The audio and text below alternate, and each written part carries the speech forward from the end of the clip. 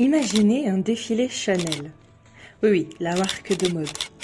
Vous êtes toujours sur 120 ans sans lieu, ne vous inquiétez pas. Mais imaginez un défilé Chanel.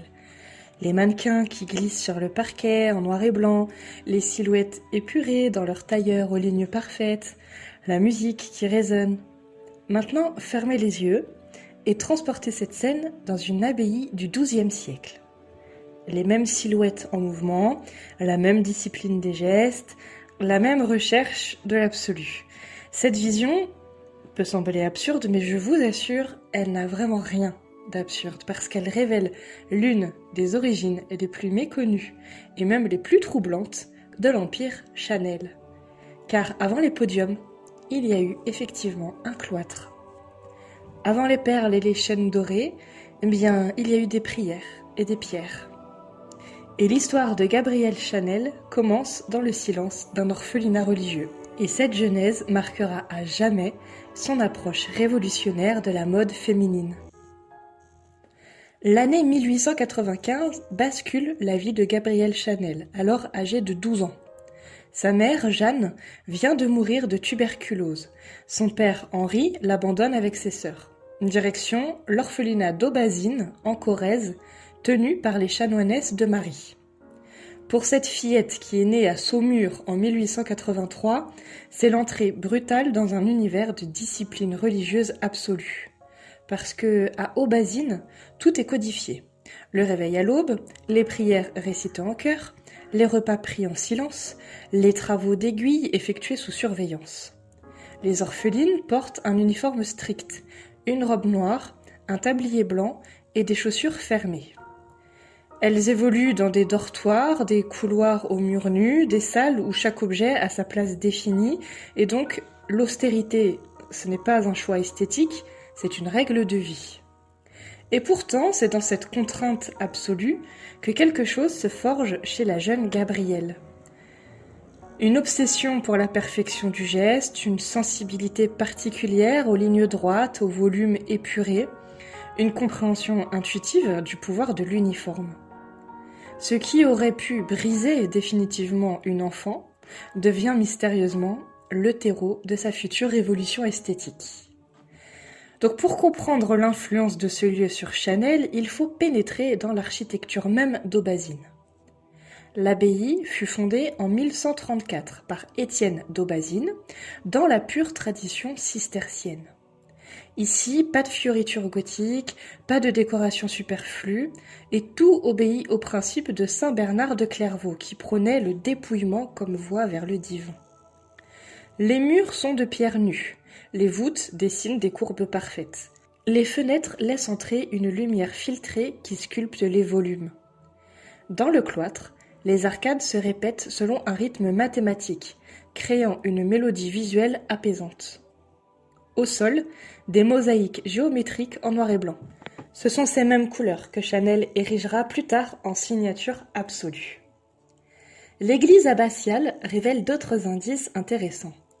Les chapiteaux sculptés présentent des motifs entrelacés qui ne sont pas sans rappeler le fameux double C du logo Chanel.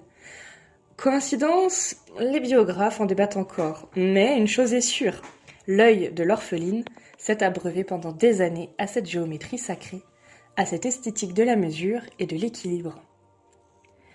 Dans ce décor monacal, Gabrielle apprend aussi l'importance du rituel. Chaque geste liturgique obéit à une chorégraphie précise. Chaque vêtement sacerdotal a sa fonction symbolique. Cette théâtralité du sacré, cette mise en scène de l'absolu, imprègne profondément la future créatrice. Plus tard, ces défilés auront quelque chose de processionnaire et ces boutiques quelque chose de sanctuaire. Mais comment une esthétique monastique devient-elle révolution de mode ? Le génie de Chanel réside dans cette transmutation. Transformer la contrainte en liberté, l'austérité en élégance et l'uniforme en signature personnelle. Prenons le noir, couleur emblématique de la maison. Dans l'orphelinat, c'est la couleur de la soumission, du deuil perpétuel, de l'effacement de soi. Chanel en fait l'expression de l'élégance absolue. Une femme sans parfum est une femme sans avenir, dira-t-elle. Mais on pourrait ajouter « Une femme en noir est une femme qui maîtrise son destin ». Le noir Chanel n'est plus pénitence, il devient alors pouvoir. Les perles, autre obsession de Chanel, trouvent également leur origine dans cette première éducation religieuse. Dans la symbolique chrétienne, la perle représente la pureté, mais aussi la larme transformée en beauté. Pour une orpheline qui a versé tant de larmes, le choix de faire de la perle son emblème prend une résonance particulière. Chaque collier de perles Chanel raconte l'histoire d'une douleur qui s'est métamorphosée en splendeur.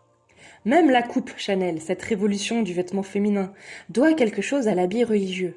La simplicité des lignes, la fonctionnalité primant sur l'ornement, la recherche de l'essentiel, autant de principes qui sont finalement hérités de l'esthétique monastique.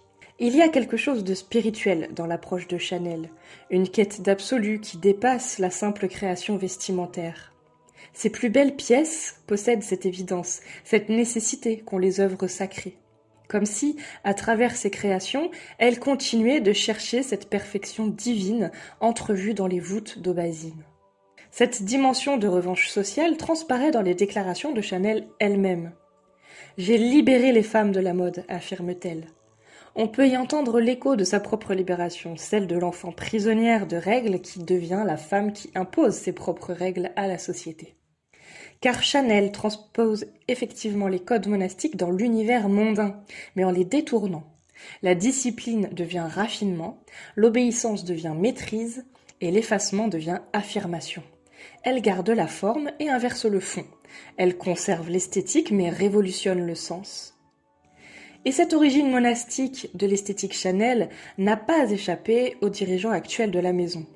Depuis plusieurs décennies, Chanel cultive consciemment cette filiation spirituelle, transformant l'abbaye d'Aubazine en lieu de pèlerinage pour les amateurs de mode.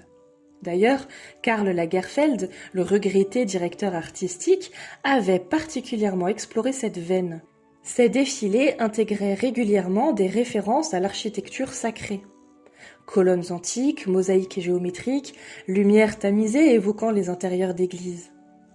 Aujourd'hui, les touristes affluent à Aubazine, guidés par des circuits sur les traces de Chanel. Ils découvrent les mosaïques qui auraient inspiré le logo, les escaliers aux rampes entrelacées, les vitraux aux motifs géométriques. L'ancienne orpheline est devenue une sainte laïque, et son premier sanctuaire attire les dévots de la mode du monde entier. Cette récupération patrimoniale pose d'ailleurs des questions intéressantes. En transformant son passé douloureux en argument marketing, Chanel ne trahit-elle pas l'esprit de révolte qui animait sa fondatrice, ou au contraire, ne continue-t-elle pas, par d'autres moyens, cette même transgression des codes établis ? L'histoire de Chanel s'inscrit dans un phénomène plus vaste, l'influence profonde des traditions religieuses sur l'esthétique vestimentaire moderne. Car si Gabrielle Chanel a puisé dans l'imagerie chrétienne, d'autres créateurs ont exploré d'autres spiritualités. Jean-Paul Gaultier a régulièrement joué avec les codes religieux. De sa célèbre collection Les Anges à ses réinterprétations de soutanes et d'habits de nonnes. Mais là où Chanel sublimait, Gaultier provoque, transformant le vêtement sacré en objet de transgression assumée. Dolce & Gabbana puise systématiquement dans l'imagerie catholique sicilienne, les vierges byzantines, l'or liturgique, les processions baroques. Leur création célèbre une religiosité théâtrale, méditerranéenne, aux antipodes de l'austérité cistercienne qui inspira Chanel. Du côté de l'islam, la mode contemporaine redécouvre les richesses esthétiques des traditions vestimentaires musulmanes. Les abayas se modernisent, les hijabs se réinventent, les kaftans inspirent les créateurs occidentaux. Des maisons comme Uniqlo lancent des collections spécifiquement dédiées aux femmes voilées, preuve que la mode sait s'adapter aux codes religieux sans les trahir. Cette porosité entre mode et religion révèle peut-être une vérité plus profonde. La mode moderne a hérité de certaines fonctions traditionnellement dévolues aux religieux. Elle crée du lien social, elle établit des codes d'appartenance, elle propose des rituels de transformation. Un défilé de mode n'est-il pas une forme de procession ? Les mannequins évoluent selon une chorégraphie précise, portant des vêtements qui racontent une histoire collective. Le public assiste, silencieux, respectueux, à cette célébration de la beauté et de la créativité. Les boutiques de luxe ressemblent souvent à des sanctuaires, Architecture soignée, éclairage étudié, personnel formé pour officier les rituels d'achat, comme autant de cérémonies d'initiation. Posséder un sac Chanel, c'est intégrer une communauté, c'est partager certaines valeurs et c'est même afficher une appartenance à un certain groupe. Le vêtement de marque fonctionne comme l'habit religieux. Il signale l'appartenance, il transforme l'apparence et il modifie le comportement. Porter du Chanel, c'est endosser une certaine idée de l'élégance française, hériter d'une histoire, se conformer à un idéal esthétique. En cela, l'histoire de Chanel rejoint les plus grandes trajectoires créatrices, celles qui transforment la blessure en beauté, la contrainte en liberté. L'orpheline d'Aubazine est devenue l'impératrice de la mode en gardant précieusement en elle l'enfant qui a appris la perfection dans le silence des pierres. Et aujourd'hui, quand une femme revêt une petite robe noire Chanel, elle ne sait pas qu'elle porte sur elle l'écho lointain de prières murmurées dans un cloître corrézien. Elle ne sait pas que cette élégance qu'elle affiche a germé dans la douleur d'une enfance brisée et elle porte simplement, sans le savoir, la plus belle revanche de l'histoire de la mode, celle d'une orpheline qui a transformé ses chaînes en parures. L'histoire religieuse n'est jamais loin, même dans les plis d'une petite robe noire.